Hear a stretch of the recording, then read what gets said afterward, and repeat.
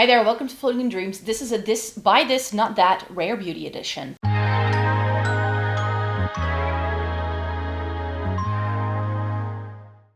Welcome to everybody watching today. Thank you so very much for joining me. Today I'm going to talk to you about the sort of top 5, bottom 5 products that I have personally tried from Rare Beauty. I used to have a bit more than I currently have here, so especially the things that I have decluttered over the years are going to be in the buy this not category, you could say.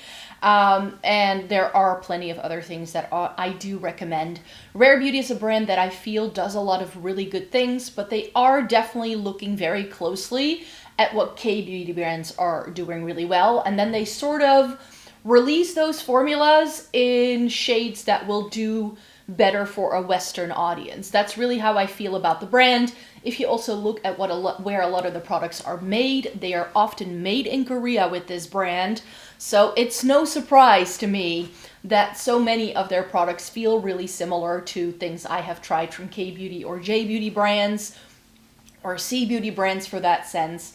So I do think that you don't necessarily need to spend this amount of money on a lot of the products that Rare Beauty does. Very often you can find a very similar thing at half the price point if you go to brands like Romand or Peripera or anything like that, and those will be half the price point of what you pay for Rare Beauty. You may have to go online though to find them. I also realize that K-beauty products may be a bit more difficult to find for most people if they are in the US or in the EU, but there are plenty of places now that stock a lot of K-beauty brands. I actually saw, I think it was the Welsh twins, so Robert and James Welsh, being partners for this opening of a store in London that does all like K-beauty stuff. It was all like skincare and makeup from all of these Asian beauty brands, which I find so helpful. I mean, I got my dose of Asian beauty when I was in Japan over the summertime, and I have been trying out so much in the past couple of years, mainly through online resources. But just so you know, if you felt like Rare Beauty feels familiar, if you've tried K-beauty as well, now you know why. So we are gonna kick this video off with the things that I feel, maybe you can find this at other brands and it will be just as good or possibly better or cheaper.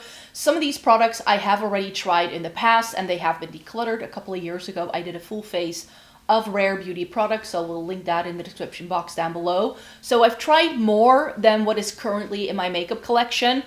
Now, I'm not saying that I don't like these products. They are still in my possession for a reason, because I do really rate these formulas. It's just that if you were looking into the brand for the first time, or if you really want to know what I would recommend you buy first from a brand like Rare Beauty, these would be my picks. That's sort of how this video works. So I'm not trying to be negative about this brand, because they are one of my favorites for sure. So if you love Rare Beauty as much as I have, maybe you've tried some other things. Some things that I've tried that aren't in my possession anymore were the foundation and also the matching concealer. I forgot to name for them now, and those were just a bit too drying for me. I didn't love them as much as I had expected, especially because I've loved so many other Rare Beauty products. And one of the things that you have to know about Rare Beauty going into them is that they can be quite warm toned. So especially if you're a very cool toned person, stay away from Rare Beauty, because especially a lot of their like complexion products can pull a little bit yellow. A lot of their colorful products have a warm undertone to them. So you may not be able to find what you're looking for if you fall into the very cool toned, you need everything to have a blue or purple undertone kind of jam, because they probably will not be the best. That being said, Rare Beauty is one of the brands that does a lot of shades in a lot of their complexion products, for instance. So I do know it is quite accessible even if you do have a deep skin tone, because they do cater to that. But I just find having a pretty cool tone, like cool to neutral undertone myself, that they can sometimes be a little bit lacking. If I didn't have that more neutral leaning undertone, like that's why I always say I'm cool to neutral, with the emphasis on neutral here, I can sort of get away with both. I can get away with warm tones, I can get away with cooler tones as well, but it's very often when I wear cool tones that I feel my best. And I often feel that that looks best makeup-wise on me, even though I'm wearing quite a warm toned look today. There are certain features in my complexion and what I've got going on overall that do allow me to pull off a warm tone, but it's not necessarily where my preference goes. So that's why with Rare Beauty, if you do have that cool undertone, you have to be very careful.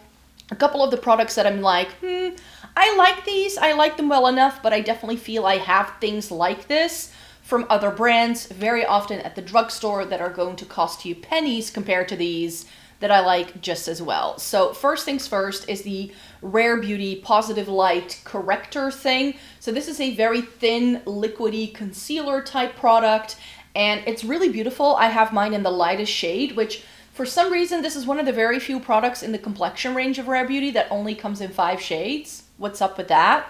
But this has a like metal ball for you to use to apply the product. I am currently wearing a different concealer that has a very similar texture that also has a metal tip applicator that is half the price of this, if maybe not even cheaper. It's by Kiko Milano. It came out in the last year. It's their Skin Lover Concealer.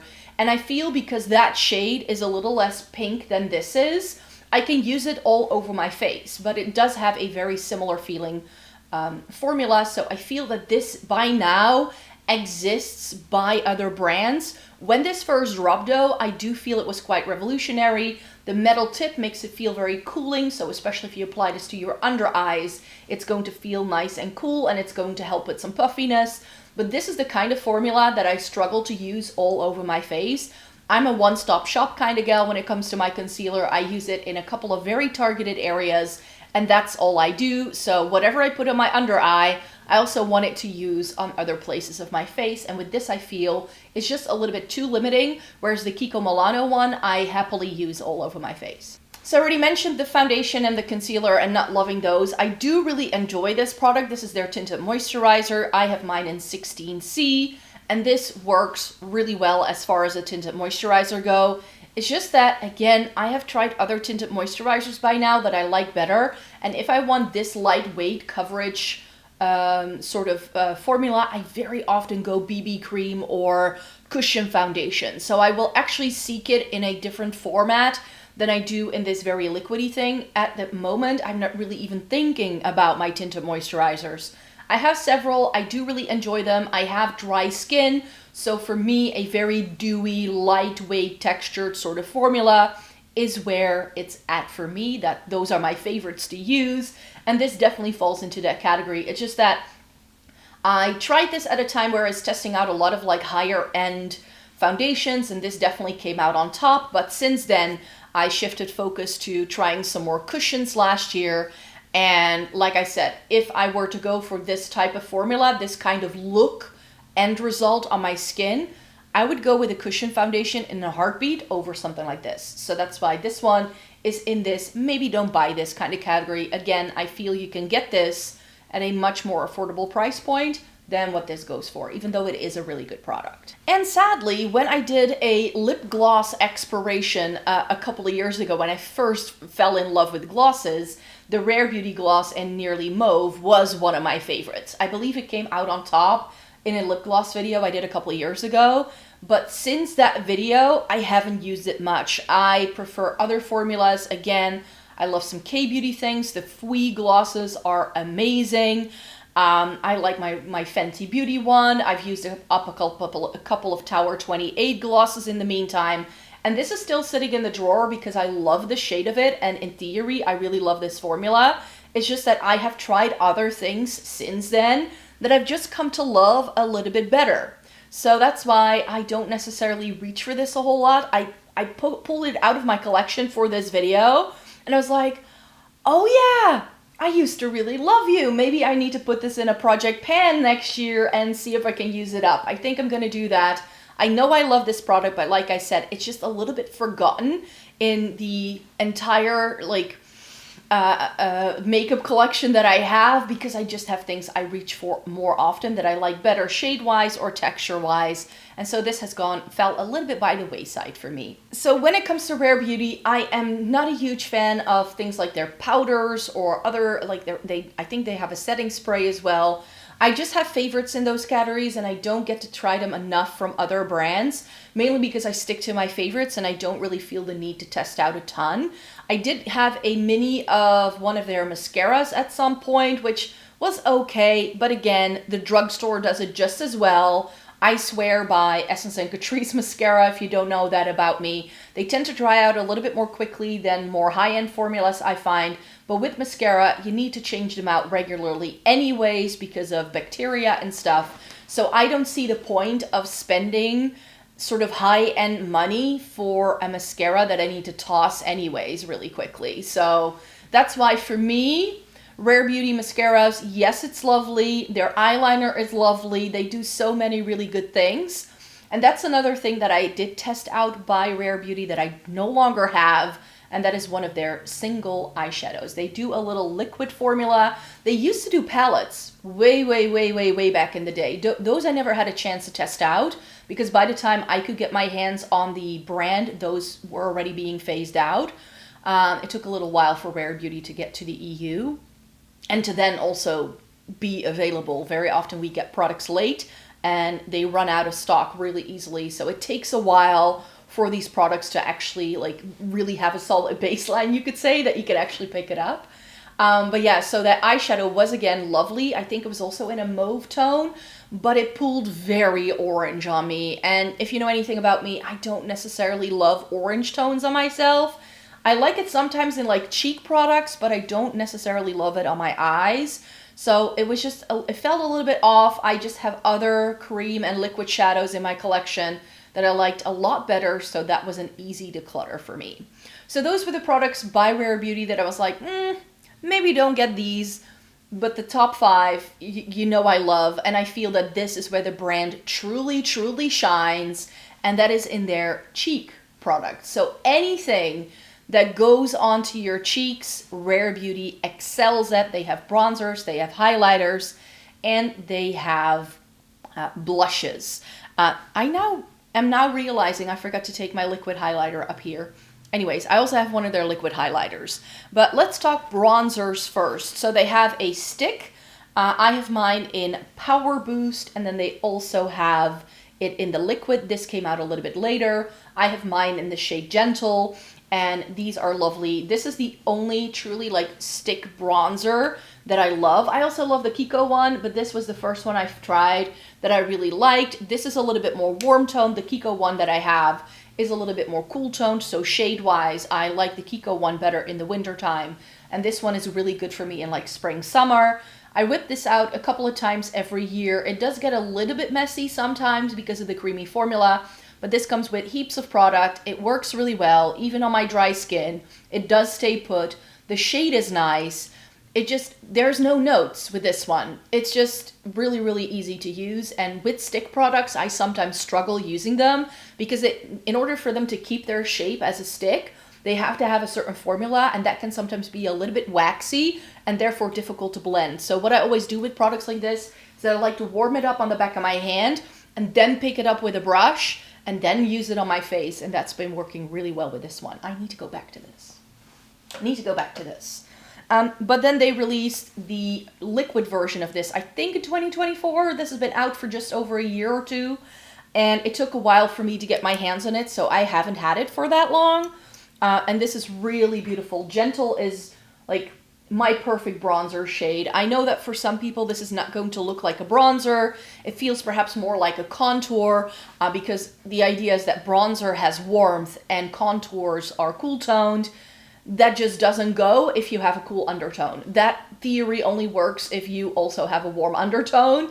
And for me, I just really enjoy how nice a shade like this looks on my complexion, especially as I get paler throughout the winter time. I find that the paler I get, the more translucent my skin looks, and the more shades like this are gonna fly with me. So this is a really beautiful product, and I do feel that the liquid Rare Beauty products are very difficult to beat. They are some of the best on the market. You get heaps of product. I believe this is like 15 milliliters. 14.88. That's about twice as much as you get in a regular bronzer. So not only can this feel perhaps a little bit pricey up front, but this is going to last you years, even with daily use. I've heard of people where these products expire on them before they can ever use it up, even if they use them every single day. So you know you're going to get your money's worth with these. They last you a very long time. 1 dot per part of your face is more than enough. And with this, like with the stick, I like to add a couple of dots to the back of my hand, work it into a brush, and that's how I apply it. I find that if I apply this directly to my face, that's when things go wrong. So for me, I like to apply this with a brush for sure. So I just mentioned that I forgot to take the liquid highlighter up here that I have. I have mine in the shade Mesmerize. If I compare all the products I've taken upstairs, I probably would put the liquid highlighter in the don't buy these straight away sort of category. I would go for the powder highlighter instead. These are fragile. They are very delicate products, so I wouldn't recommend using this for travel. Don't just chuck it in a makeup bag because it's not going to survive. I have mine in the shade Enlighten. The liquid one I have in Mesmerize. That has a little bit more of a peachy gold vibe to it, so I deliberately bought a different shade in the powder highlighter, so I have a little bit of both. But they do Enlighten in the liquid, and they also do Mesmerize in the powder, in case you were wondering. And by the way, if you want to see swatches of all of these, I'll make sure to put those in the description box down below. I actually have dedicated reviews for all of these products, and you can actually see it on my face as well, which I think is more helpful than just seeing a finger swatch. So links are in the description box down below to all of those other reviews. But yeah, I just like this powder formula a little bit better. Even though this is a powder, there is something so effortless about it, and where I feel sometimes we need a liquid or a cream to get that lightweight, glass-like, ethereal-looking sort of formula on your cheeks. I find with this, we get that, but it's in a powder format.